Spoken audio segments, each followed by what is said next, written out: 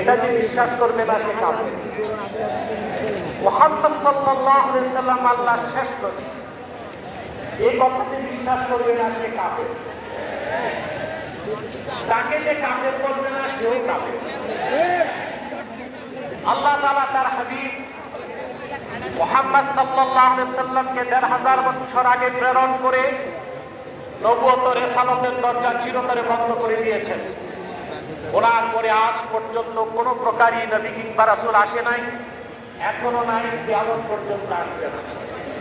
এটাই খাতমে নবুয়তের বিশ্বাস।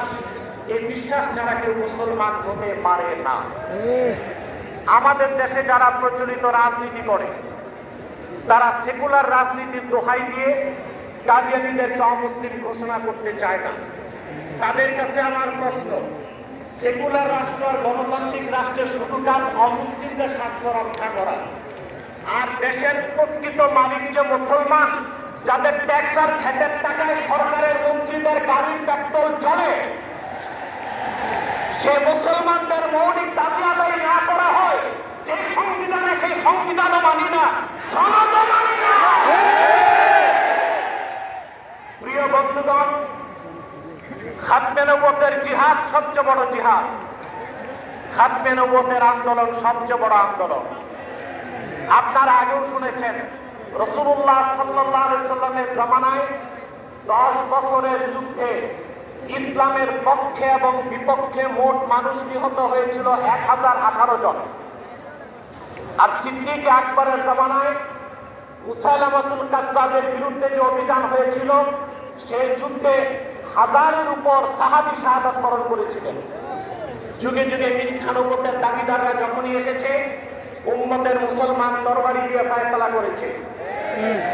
ইসলাম পরিপূর্ণ হওয়ার হাজার হাজার বছর পরে ইংরেজ আমলে এক শয়তান, ইংরেজদের 5 চাকা গোলাম মির্জা গোলাম শয়তান কাদিয়ানী নবুয়ত দাবি করেছিল।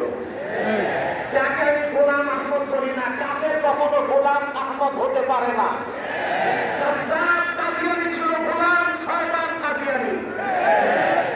1908 সালে আল্লাহর গজবে সে ধ্বংস হয়ে জাহান্নামের কুকুর হয়েছে। তার অনুসারী কাদিয়ানীরা বাংলাদেশে এখন ব্যাপক উৎপাত করছে।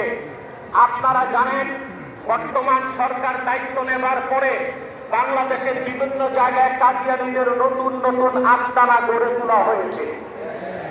কাদিয়ানীদের আস্তানা পাহারার জন্য সেনাবাহিনী, পুলিশও মোতায়েন করা হয়েছে।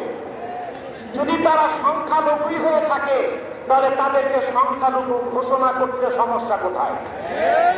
এদেশে তো হিন্দু, বৌদ্ধ, খ্রিস্টান আছে, আমরা কি তাদেরকে অমুসলিম দাবি করে বলি? তারা অমুসলিম পরিচয়ে আছে। তাদের উপাসনালয়গুলোকে আমরা মসজিদ বলি না, গির্জা বলি, প্যাগোডা বলি, মন্দির বলি। কিন্তু কাদিয়ানীরা ইহুদিদের চেয়ে নিকৃষ্ট কাফের, তারা জিন্দিক। জিন্দিক বলা হয় সেই কাফেরকে যে প্রকাশ্য কাফের, নিজেকে দাবি করে মুসলিম। সেই জন্য শরীয়তের আইনে কাদিয়ানীদের একমাত্র শাস্তি মৃত্যুদণ্ড। যেহেতু বাংলাদেশ সেকুলার রাষ্ট্র, আমরা ছোট একটা দাবি করেছি, তাদেরকে অমুসলিম ঘোষণা করতে হবে। এই দাবি আপনারা কিভাবে আদায় করবেন? ঐক্যবদ্ধ হয়ে বছরে একটা কর্মসূচি দিলেই হবে না। আমি মনে করি এই ময়দান থেকে কর্মসূচি হওয়া উচিত। কুখ্যাত কাফের কাদিয়ানীদেরকে রাষ্ট্রীয়ভাবে মুসলিম ঘোষণার দাবি আদায় করবে। হোক বিএনপি, হোক জামাত, যে ঘোষণা দেবে তাকে নির্বাচিত করে বাংলাদেশের ক্ষমতায় পাঠানো হবে। আপনারা রাজনৈতিক দলের নেতৃবৃন্দ ইসলামী রাজনীতির দোহাই দিয়ে যারা আন্দোলন করেন, আপনাদের কর্মসূচিতে কেন ঘোষণা দেন না? সংসদে গেলে কাদিয়ানীরা মুসলিম ঘোষণা করবে, পশ্চিমারা খেপে যাবে। ভারতের দাবিদারি, যুক্তরাষ্ট্রের দাবিদারি করে কেউ ক্ষমতায় যেতে পারবে না। যদি যায়, ক্ষমতায় টিকতেও পারবে না। এই সাধারণ রক্তের বিনিময় হলো বাংলাদেশের কাদিয়ানীদেরকে রাষ্ট্রীয়ভাবে অমুসলিম ঘোষণার দাবি আদায় করা হবেই হবেই হবে। ওয়াকির দাওয়ানা আলহামদুলিল্লাহি রাব্বিল আলামিন। সংগ্রামী উপস্থিতি, এই পর্যায়ে আমাদের সামনে গুরুত্বপূর্ণ নসিহত পেশ করবেন বাংলাদেশের